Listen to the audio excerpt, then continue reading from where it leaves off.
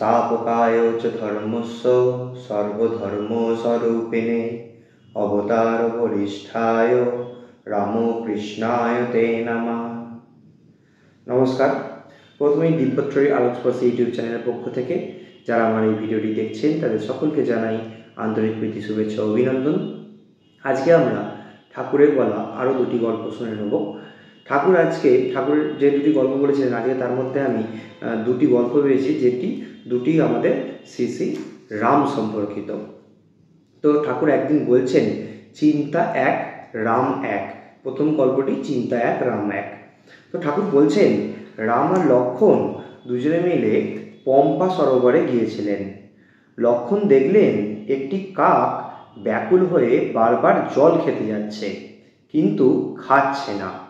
রামকে জিজ্ঞেস করাতে তিনি বললেন, ভাই, এ কাক পরম ভক্ত, অহর্নিশ রাম নাম জপ করছে।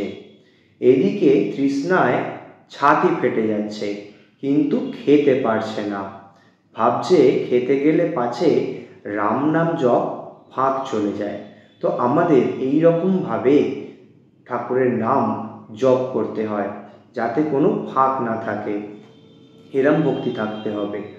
ঠাকুর আরেকটি গল্প বলছেন নামের মহিমা। এই গল্পটিও আমাদের শ্রী রাম সম্পর্কিত।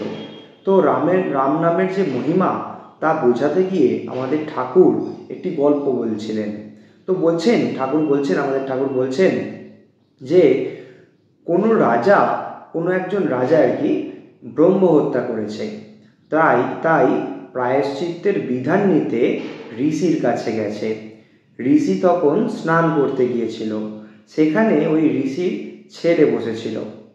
তো সেই ছেলে ওনাকে রাজাকে আর কি রাম নাম 3 বার করতে বলে।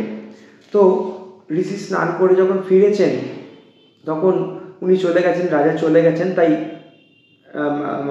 ঋষি তার ছেলেকে জিজ্ঞাসা করছেন ঘটনাটি কী হলো। তখন সেই ছেলেটি বলছেন যে তিনি তাকে রাম নাম 3 বার করতে বলেছেন।